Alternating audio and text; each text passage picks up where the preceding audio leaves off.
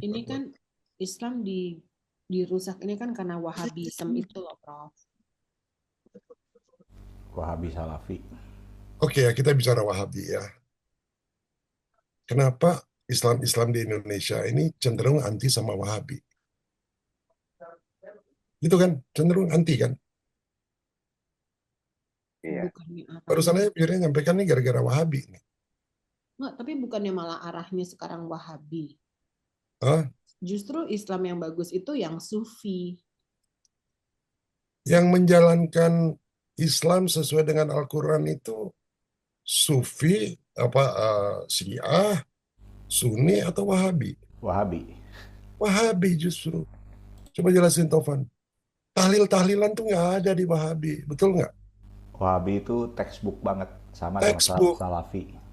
Justru Islam-Islam yang lain itu keluar dari situ ininya. Apa banyak kembangan terutama di Indonesia. Ya Betul. kayak kayak Coba betul Tovan kayak kan ahli itu.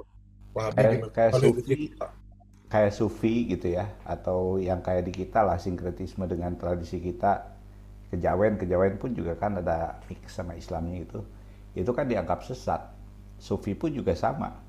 Bahkan gini, ya kalau dulu itu seperti siapa ilmuwan-ilmuwan Islam tuh, eh, siapa Sina. misalkan, Tidak. ah Ibnu Ibnu Sina. Sina. ya Ibnu Sina, kayak kayak gitu tuh dianggap sesat, dianggap kafir, dianggap ateis gitu. Berarti Tapi yang salah agamanya ya, bro. tapi masalahnya mereka kan di negara yang mayoritas Muslim lah di sana mungkin ya. Ya istilahnya KTP mereka masih itu gitu, sehingga diakui itu KTP-nya gitu, dibangga-bangga itu KTP-nya, bukan bagaimana mereka jalan pemikirannya seperti itu gitu, bukan seperti itu. Jadi hanya dibanggakan sekedar gitu. Ya di kita juga sama sebenarnya, banyak orang-orang yang ya karena itu kan warisan lah, agama itu kan. Mereka ketika hanya warisan terus ya anggaplah membuat apa, tidak tidak menjalani secara benar gitu ya, secara islaminya, atau mau pemikirannya jadi moderat bebas segala macam, dianggap sesat. Tapi ketika bikin satu karya luar biasa pasti diakui gitu, karena Islam itu sangat pintar untuk mengklaim. Borobudur aja diaku buka buatan Nabi Sulaiman kan, kayak gitulah Nah, Islam contohnya. yang mana, bro? Islam yang mana? Banyak Islamnya. Islam yang taklid, Prof. Islam itu mereka bisa bersatu ketika mempunyai musuh yang sama. Tapi nggak ada yang musuh, nggak, kalau nggak ada musuh mereka latihan berperang antar antar golongan mereka sendiri gitu.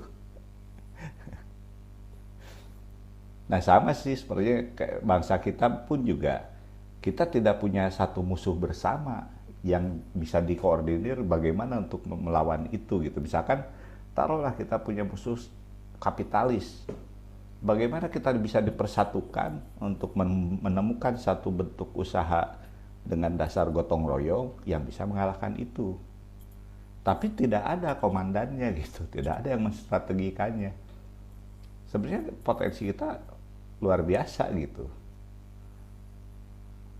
Cuman ya Oke itu, lah, tinggal dari Prof aja komandannya. kita lihat. Bendaharanya Firya kan, kita lihat lah. Mudah-mudahan Firya nanti Saya juga, dapat Pak, kesempatan pada ingat gak, Pak, Nahdlatul dulu kamu aku dapat pernah, ada lagi, Fir. Nah, kalau dulu jodoh, Papi, nah, Papi ingat nggak aku pernah cerita tuh, Pak, soal,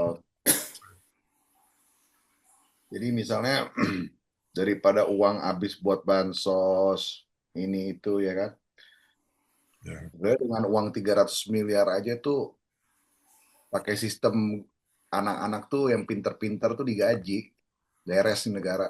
ya. Itu nggak pernah dipraktekin di negara ini. Di Meksiko udah berhasil tuh.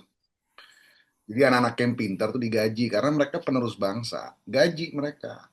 Kasih Sehingga reward. dia kasih reward. Uang Keren, keren. dipakai buat iya itu gaji anak-anak yang pintar, yang yang dia masuk 90% at least. Ngerti nggak sih? Karakternya bagus, digaji. Jadi the currency is anak-anak yang pintar karena mereka yang karena harapan kita tuh karena mereka kayak sponge. Kita sekarang bisa ngebantu untuk membuat wadah itu buat mereka. Tapi kalau wadah itu nggak dibuat buat mereka, bukan karena oh money is everything, nggak. But itu akan membuat orang terpicu karena jadi sehat ininya. apa namanya environment-nya gitu loh. Ngerti nggak? It helps them financially, it helps them to eat better food, better nutrition. Jadi orang tua juga akan ikut hadir juga untuk membantu anak itu untuk bisa hubungan antara orang tua dan anak jadi baik juga, ya kan? Harus digaji gitu. Jadi, Jadi pendidikan itu bukan hanya memberi kurikulum, tapi invest on the kids, invest on them, itu aja jalanin coba. Itu pasti akan lebih bagus daripada program-program yang dilakukan sekarang kalau mau menaikin level kesadarannya. Dan pendidikannya itu juga harus macam-macam tuh yang harus dirubah. Banyak yang harus dirubah. ya. Misalnya dari anak umur 5 sampai 12 tahun gitu. Atau 5 sampai 7 tahun misalnya gitu. Ajarin soal pendidikan, soal empati. Kan nggak ada diajarin soal empati. Kita cuma tahu kata empati. Nanti Pendidikan soal empati. di koperasi itu juga ada akademinya gitu. Akademinya Hmm, itu ya nanti kita pakai sistem seperti masukin itu lagi. juga. Jadi kita bikin, jadi orang pas lihat tuh program itu flawless. It's not perfect, but it's flawless. It's Hmm. optimal. Ngerti nggak sih? Iya. Coba Dan bayangin anak kita nih semua nih sekolah bagus dengan kualitas kurikulum yang maksimal yang bisa kita lakukan. Bukan outside of the box. There is no box to begin with. Itu beyond limits itu. There is no box to begin with. Nggak ada box. Bukan outside of the box. There is no box. Burn the box. We are the box. We are the box itself. Bukan we are that. We are the kayak kalau daya cipta. Ya, kita udah dikasih daya cipta, tapi kalau wadahnya nggak dikasih, Itu kalau kayak kosnya si Daniel tuh. Bagus tuh, Ar, lihat kosnya tuh. apanya? Kaosnya, kaos, kaos kaos. mana? Kalau tadi itu. Yang Mana box liatin tadi. Daniel? Saya, Daniel, saya saya kirim Bagus ke tuh. grup ya. Oh, tadi apa nanggepin Bro Arya tuh. Bayangin aja waktu kira-kira 8 atau 9 tahun lalu anak saya yang paling kecil masih SMA. Saya ambil rapot di sekolahan dia tuh, di dalam halaman sekolah ada bentangan MMT kurang lebih 5 kali 3 meter. Tulisannya, Bapak Ibu tidak usah khawatir prestasi anak Bapak Ibu kurang baik selama mereka masih rajin ibadah. Gambarnya guru lagi sholat, belakangnya murid-murid jadi makmumnya. Gila nggak itu? Itu Ya, lembaga pendidikan loh itu. Apa nggak gila itu? ya. Ini tadi siapa nih tadi bajunya apa, Dan? Daniel kirim ya bajunya. Saya kirim ke grup gambarnya, ya. gambarnya keren tuh. Your Punya your daddy already order me some of it to send it to him. Helmi belum kedengaran suaranya Helmi. Oh, Pak Hashim pengen ngobrol. Silakan Pak Hashim. Oh, enggak, Prof. Hah? Lanjut aja, lanjut. Saya mau lihat gambarnya ini, gambarnya Daniel. Oh, belum lihat ya. Belum. Tunjukin dulu Daniel. Oh, belum kekirim. Keren. Iya, Helmi belum ngomong tuh dari tadi. Helmi masih ada, Helmi? Apa udah ketiduran nih? Firman udah pakai Firman, ganteng dia pakai. Helmi nggak ada ya Helmi ya. Helmi ada nggak sih? Ada, Prof. Ada. Tadi sempat, nah ini ada orangnya. Nggak lihat gua. Halo. Masih. Sorry, Kak. Kenapa tadi? Kameranya. Oke, ada apaan? Jailah, udah keren loh. Cantik loh, bukan keren, cantik loh udah. Dari tadi belum ngomong-ngomong nih Helmi. Saya pengen tahu nih gimana nih dari Helmi nih pendapatnya dari diskusi yang tadi. Kan sering tanpa box juga kalau ngomong.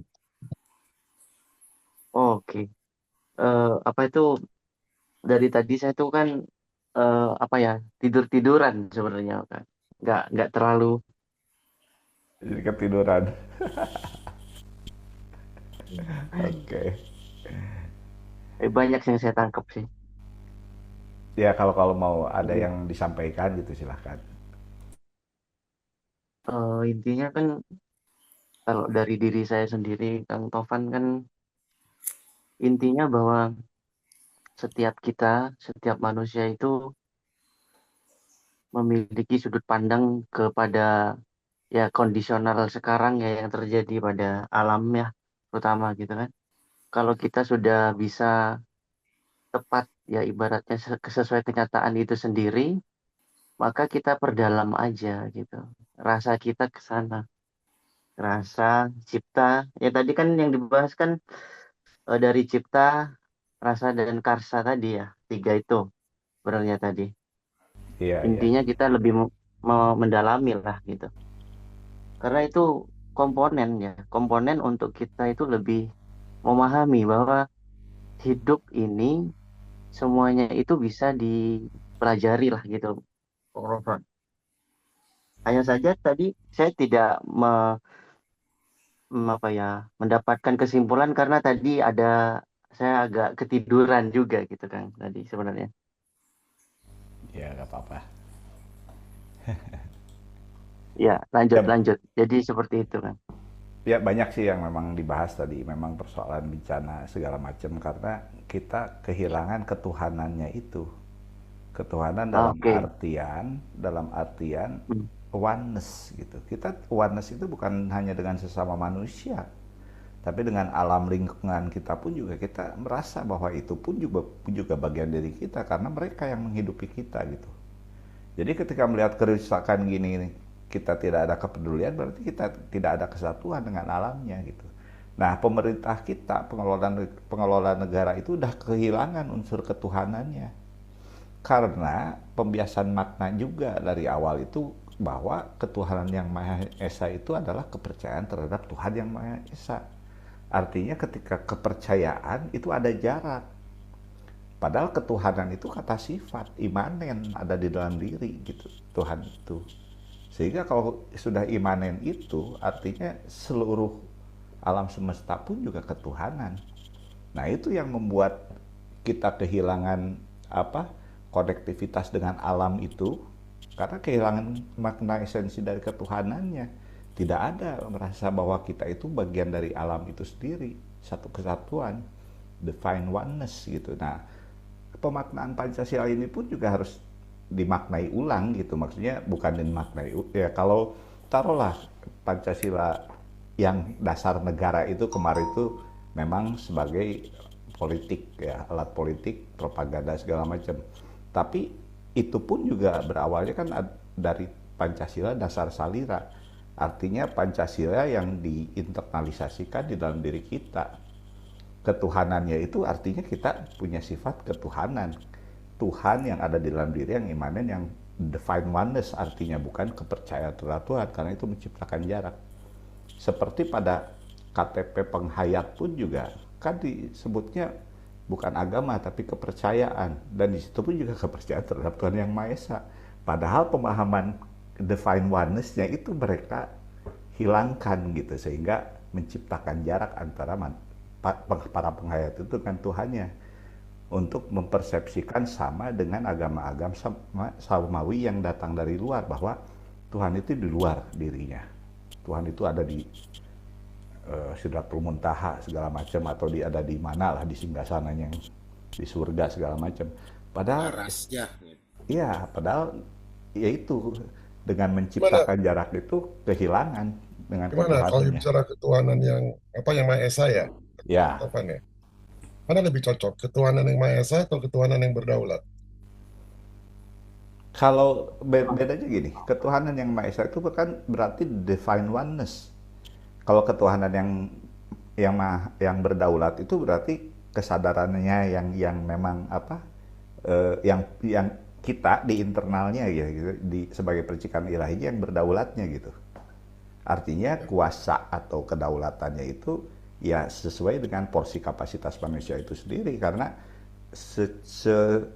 setinggi apapun, sehebat apapun orang yang mengalami pencerahan, mereka tetap masih dalam porsi kapasitas manusia, masih Ya, terkena nah, sekarang kalau gejolak kita, emosi segala sorry, macam. Tovan, kalau kita sambung dengan diskusi kita minggu keempat yang lalu, ketiga, kedua, ke satu, saya selalu menerjemahkan kalau udah pakai kata Tuhan itu ada cenderung keagamaan. Jadi Tuhan itu saya ambil sifatnya yang paling dominan itu cinta, ya, cinta yang berdaulat.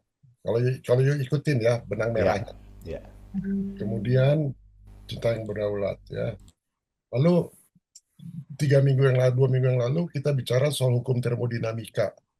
Yang pertama adalah energi, konservasi energi. Kedua entropi, kita bicara entropi. Ingat nggak? Ya, ya. Nah, ini kalau kita lihat dari sisi entropi, kan entropi bangsa kita udah kemana-mana, kan? Betul nggak, bro? Iya. Lalu kita kemarin bicara mengenai hukum termodinamika kita yang ketiga, yaitu apa? Cinta, bro. Nah, coba yuk bayangin sekarang, kalau yuk punya Pancasila, sila pertama, ketuhanan yang Maha Esa, atau sila pertama, ketuhanan yang berdaulat, atau sila pertama, cinta yang berdaulat. Beda nggak tuh, bro, rasanya? Iya. Karena Saya orang memang, cenderung kalau Tuhan, ngomong Tuhan itu ada pemisahan antara kita sama dia. iya benar. Maksudnya gini, Prof. Kalau misalkan saya kan menganalogikannya itu Tuhan itu sadar.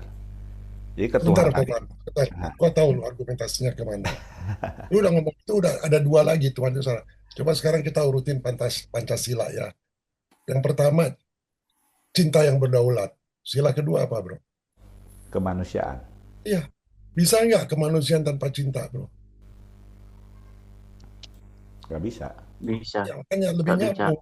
Tuhan manusia itu di benak manusia yang pendidikannya ya rata-rata gitu, itu rada susah. Ya, bagaimana yuk kemanusiaan yang adil yang beradab kalau nggak ada cinta, bro? Jadi makanya waktu kita tulis Tuhan, kata-kata Tuhan itu secara alam bawah sadar ada pemisahan. Tapi kalau kita bilang cinta yang berdaulat, lebih cocok mana? Lebih nyambung mana secara logika? Cinta yang berdaulat, terus Cinta. kemanusiaan, atau Tuhan yang berdaulat, lalu beri kemanusiaan? Mana lebih cocok? Kalau saya kan melihat gini, ada korupsi dalam kata cinta itu. Ada apa istilahnya erosi pemaknaan cintanya gitu ya. Kan Artinya kita udah diskusi soal cinta yang inflasi itu betul, kita betul. terusin kan? Tapi kan gini, artinya bisa memaknai cinta itu apabila ada kesadarannya, Prof. Bukan, salah lagi kalau yuk. Cinta itu definisi kita itu ada dua elemen. Elemen ilahi yang namanya truth, beauty, goodness, sama elemen manusia, administrasi, justice tadi yang keadilan tapi nggak adil, kekuasaan yang disalahgunakan, sama sovereignty. Lahirlah cinta itu kan. Hmm. Ya, artinya Bukan yang berdaulat. dua itu tuh sebenarnya kan Sintesisnya, kita manusia sintesisnya. sintesisnya kan cinta berarti. Iya, jadi yang Ar- berdaulat tuh cinta gitu. ya, Karena kalau artinya kita kan landasannya kayak kayak apa tadi tuh justice, terus apa oke, power dan coba sovereignty, kita coba gini maksud gue ya. Yang ketiga apa sila ketiga? kebangsaan, yang Persatuan. kalau yang Pancasila dasar negara persatuan, tapi kalau untuk yang dasar salira itu kebangsaannya, Ya, oke. identik, Yang Pancasila yang sekarang itu apa gitu? Maksud saya kalau persatuan, persatuan. turutin ya, Persatuan. undang-undang dasarnya yang pertama itu cinta, yang kedua perikemanusiaan, yang ketiga apa? Kesatuan. Itu kok Persatuan. pakai cinta semua. Kerakyatan yang dipimpin oleh hikmah, pakai cinta, keadilan sosial pakai cinta, selesai, bro. Iya. Kalau Tuhan itu ada jembatan, bro, jauh gitu. Maksud gua ya, Iya, Enda. makanya bisa Tapi kalau diganti. Iya, kita hidupkan dengan rasa cinta, ya masuk soalnya kan semua empat sila itu. Pancasila itu disusunnya oleh DPR yang mayoritas dari kaum Samawi, Prof. Jadi Oh, tetap enggak. monoteisme. Jadi gini, kalau sejarahnya kan Pancasila itu esensinya itu ditemukan itu 17 September tahun 1927. Gak ada Den- kaitan sama Samawi. dengan konsepnya itu katuhanan, ya divine oneness, tapi dalam artian karena imanen, apa internalisasi kan. Kemanusiaan artinya ketika menyadari ketuhanannya dan menyadari akan mereka sebagai manusia harus timbul perikemanusiaannya gitu. Dan ketika jadi manusia, di mana mereka tinggal atau itunya itu kan lingkungannya sebagai bangsa apa, sebagai suku apa. Nah itu sebagai identitas jati dirinya gitu. Nah nanti ke tata kelolanya musyawarah mufakat itu apapun keputusannya, hasilnya harus mengacu pada keadilan sosial. Artinya musyawarah mufakat itu sendiri pun diinternalisasi dari deliberasi antara pikiran itu kan, ketika ada apa pemikiran penentangan segala macam sehingga menghasilkan satu mufakat, itu hasil dari musyawarah di dalam diri dulu gitu. Nah itu hasilnya itu harus membumi dalam bentuk nyata True, bro. gitu. Dengan ada kata-kata ketuhanan yang Maha Esa, bro, itu mengakibatkan perpecahan. Karena Pancasila itu mencoba menyatukan kan, buktinya keluar Piagam Jakarta waktu itu kan mau kembalikan ke Islam kan. Terus kembali ya kayak gitu. Karena udah Ya, Tuhan agama gitu loh bro ya, agama gitu. ya. Nah, Padahal ya kata kalau Tuhan cinta itu ya, itu tuh universal bro. ya, ya itu kalau ya itulah kalau misalkan ya karena memang pemaknaan dari awal, bro. Ya, Ketika disebut ketuhanan itu adalah kepercayaan, ya udah ada jarak antara manusia dengan penciptanya gitu. Padahal penciptanya imanen ada dalam itu ya diri. negara-negara lain Norwegia segala macam nggak punya Pancasila tuh, tapi penuh cinta tuh mereka tuh. Iya, Itu ya. ada. Karena kesadarannya tinggi gitu.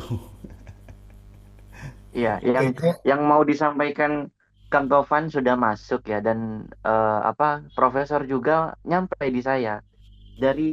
Dari semua ulasan tadi itu kan ya ada korelasi kan Kang Tovan. Jadi yang kita Ada, menumbuhkan semua Pancasila itu membutuhkan rasa cinta sebenarnya kan. benar. Cinta. Kembalinya ke sana sih. Aku nangkep. Cuma Kang Tovan juga ada bahwa pemisahan, bukan pemisahan. Jadi kita itu berhak untuk tidak beragam. Memang bukan ketuhanan lagi. Tuhan itu kan yakin kepada diri kita bahwa cinta itu Makanya eh, manifestasinya. makanya ketuhanan itu ya adalah kesadaran. Karena kalau Ya, nggak sadar kan ya betul. kesetanan nantinya gitu kan, atau mabok Hmm, segala itu macam lah. kalau udah namanya ketuhanan yang Maha Esa, orang yang ateis tuh sila pertama langsung dia tolak tuh. Ya, makanya harus dimaknai ulang, Prof. Tapi kalau kita bilang cinta yang berdaulat, orang yang ateis juga terima, bro. Maksud aku itu. Masuk, Ya, pemaknaan ulang. masuk, masuk. Maksudnya ketuhanan itu adalah kesadaran gitu. ya, Kesadaran yang universal gitu. Artinya kesadaran semesta, ketuhanan yang maha Iya. esa itu divine oneness. Barangkali Pancasila harus diganti kata area tadi, kan harus berevolusi tuh. Enggak, ada pemaknaannya.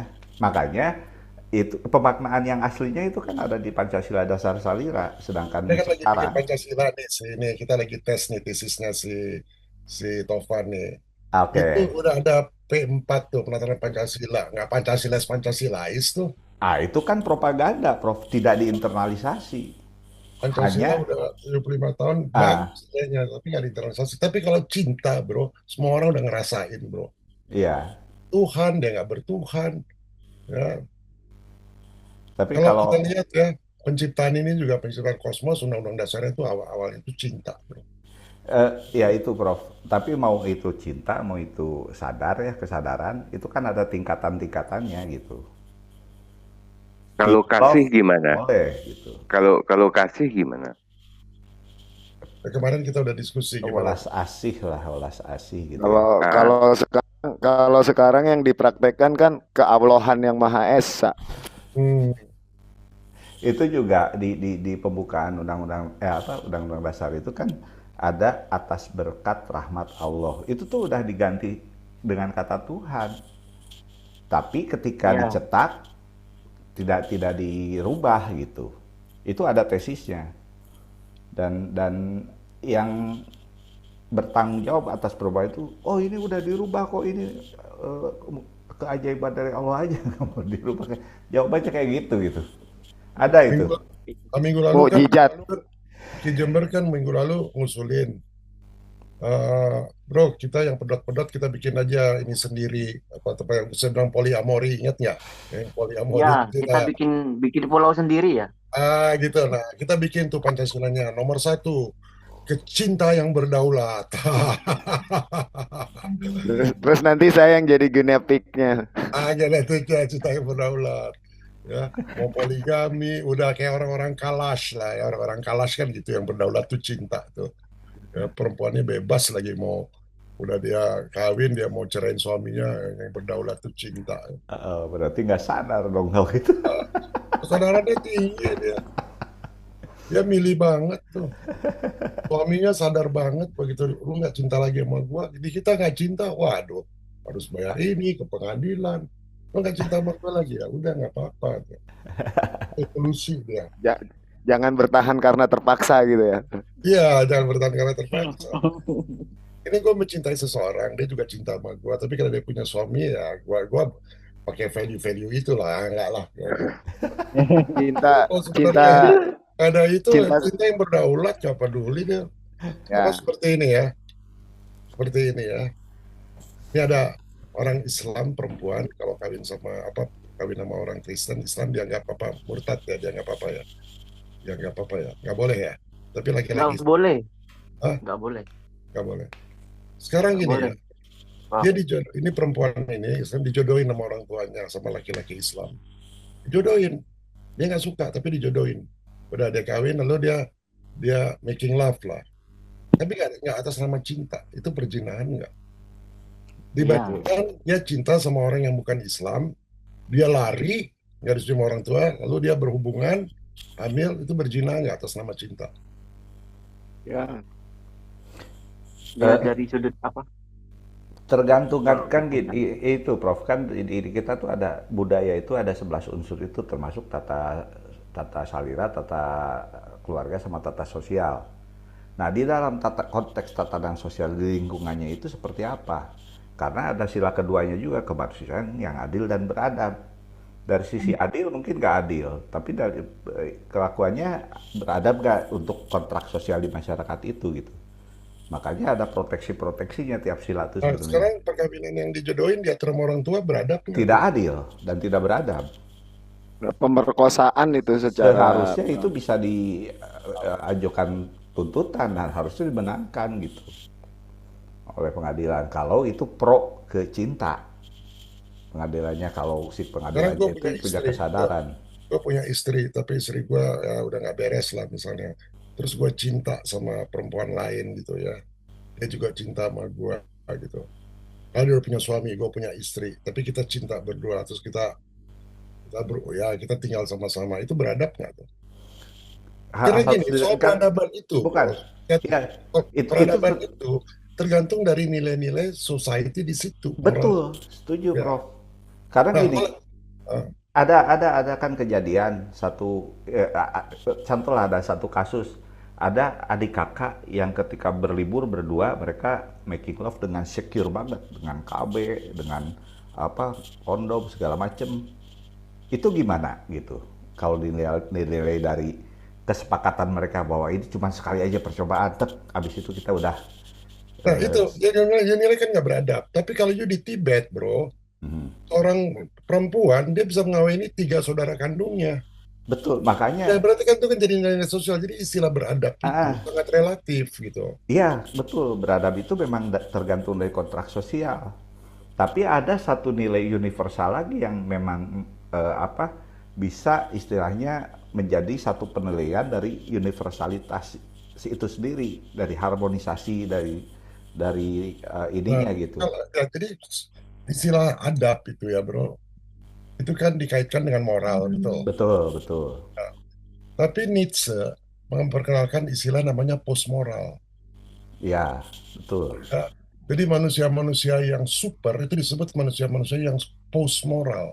Benar, Misalnya benar. ya kalau abad ke-19 ya di Amerika, you hidup bersama, kumpul kebo, itu dianggap nggak beradab tuh. Mhm. Ya. Tapi Nietzsche udah kasih pemikiran itu, orang punya pada zaman dia dianggap nggak beradab gitu, postmoral, pikiran postmoral ya. Yang namanya Ubermensch gitu ya, manusia yang unggul gitu. Dia berani melawan tatanan-tatanan. Nah, kalau bagi saya pribadi, kalau cinta itu pure, dasarnya pure, nggak ada ukuran adab nggak beradab, bro. Benar, benar. Itu ditentukan oleh Setuju, society. setuju. Iya kan tadi Nah, juga sekarang saya, di negara yang didominasi oleh Islam, di Indonesia, wah, judgmentalnya kan langsung ke ayat-ayat tuh, bro. itulah makanya mereka jadi orang-orang munafik. Ya, setuju sekali, Profesor. Karena saya di dalamnya kental. Kenapa? Di dalamnya apa? Iya, iya. Ya, itu kita tarik benangnya, tarik benang merah dari kesimpulan Profesor tadi menyatakan bahwa cinta itu adalah, saya anggapnya itu sebagai ruh dari setiap ketuhanan itu sendiri, persatuan itu sendiri, kemanusiaan itu sendiri, dari segala aspek itu, cinta itu adalah intinya. Wah. Kalau dari Ini, Profesor, ini, kalau ini, ini udah satu orang nih mau ganti Pancasila nih, Tovan. Tesisnya gugur tuh, Tovan. Nggak, tetap kan, tetap karena gini, ya kita kan manusia itu makhluk sosial. Dan kita tidak akan terlepas dari kontrak sosial di mana kita berada gitu. Sekalipun Ya, kita bisa menyembunyikan apapun ya dengan balutan cinta segala macam, tapi adakah kesadarannya gitu di situ gitu bahwa kita tuh makhluk sosial. Kita harus menjaga nilai-nilai tatanan yang ada yang karena peradaban itu berevolusi semakin adiluhung itu kan ya artinya semakin beradab. Tapi konteks itu justru mendegradasi nilai peradaban itu sendiri kalau kita lihat dari konteks sosialnya gitu, konteks peradabannya gitu. Nah, jadi kalau diukur you bilang akan develop, Indonesia dari 1 sampai 10 peradabannya berapa dalam hal itu? Kalau saat Eh, ini, menuju biadab karena standar adabnya ganda. Standar adabnya ganda gitu. Jadi biadab nggak beradab. Itu kontrak sosialnya gimana tuh teman? Menuju berapa tuh? biadab. Kita terikat sama kontrak sosial di negara yang katanya tidak beradab nih. Karena standar adabnya kan ganda gitu. Nah, jadi bias gitu. standar Yang ganda. hukum negara Ya, sama hukum negara ditabrak-tabrakin. Coba lihat aja tuh sidangnya si itu Pak Habib itu. Si hakim nyidang dia, mengadili dia dengan KUHP, dia jawabnya pakai syariah, pakai ya, hukum agama. Ya. betul. Gitu. Terus nanti dia ngomongnya hukum Tuhan saya lebih tinggi dari hukum negaramu. Hukum negaramu buatan manusia. Hukum saya, hukum Tuhan, Tuhan yang bikin. Kan gila itu. Mana bisa Gila. manusia yang pikirannya kayak gitu berada, nggak akan bisa. Ya, gue nggak pernah lihat tuh satu negara yang dasarnya tuh apa ketuhanan gitu. Perancis kan pernah dalam kondisi itu, Prof. Perancis pernah mencampur adukan hukum negara dengan hukum agama yang akhirnya bikin kepalanya Andre ini Antoinette sama ya dipotong. itu abad lalu lah. Jadi kalau kita masih ingat itu sudah abad ke-14 kan kita mundur ke abad 14. Harusnya kan kita belajar dari situ, Prof. Supaya kita nggak ngulang ketololan yang sama, mencampur aduk hukum negara dengan hukum agama. Iya, makanya sila pertama itu yang harus diganti jadi kesadaran yang universal gitu, kesadaran yang semesta atau yang esa. Kalau buat saya sih itu. Ya, Ya. Karena oke. kata Tuhan itu udah terlalu di abuse nggak karu-karuan gitu. Biasanya kemana-mana gitu. Parah, Iya. Makanya parah. kalau sebuah Tapi Virya paling suka tuh ada kata Tuhan, dia paling suka tuh.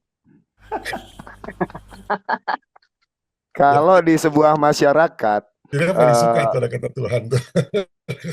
iya. Kalau di sebuah masyarakat yang katanya berketuhanan, tapi perilakunya melacurkan Tuhan, itu udah nggak beres itu. Kalau di The Book of Revelation kan yang begitu-begitu, kelompok-kelompok yang melacurkan Tuhan untuk kepentingan politik, kepentingan pribadi dan lain-lain, disimbolisasikan sebagai the mother of harlot, ibunya para germo gitu. Jangankan manusia, Tuhan aja dilacurkan, apa nggak gila itu? Kalau cinta bisa dilacurkan nggak, Bro? Kalau cinta yang berdaulat. Bisa Kalau cinta kan ditransaksikan, Prof. Kalau cinta kan bukan entity. Nah, itu Tuhan, kata-kata entity itu penting. Nah itu, benar. kalau Tuhan di sudut pandang mereka ini kan entity yang bisa mereka jadikan komoditi gitu. Nah, cinta juga akan jadi komoditi kalau dilihat sebagai entitas gitu. Padahal kan bukan, itu kan realitas. Tapi bisa ditransaksikan. Yang ditransaksikan kan tubuhnya, bukan cintanya. Iya. Emangnya pelacur itu melayani kliennya dengan cinta kan enggak? Nah makanya Dengan kewajiban. ada degradasi pemaknaan juga dari cinta itu gitu. Makanya cinta itu Iya. inflasi kan. Makanya kita luruskan kemarin itu selama 4 minggu berturut-turut mengenai cinta. Makanya untuk pertumbuhan dan perkembangan kecerdasan dan kesadaran itu diperlukan juga kecerdasan linguistik gitu, supaya kita memahami sebuah kata nggak ikut sama makna yang udah melintir atau terdegradasi karena terlalu di abuse. Saya udah ada toolnya. Kita bisa jadi forensik linguistik, bikin seperti itu. Kan kita sering lakukan itu di TikTok, Bro. Iya. Tapi ini dengan narasi yang memang ilmiah gitu. Iya, ilmiah.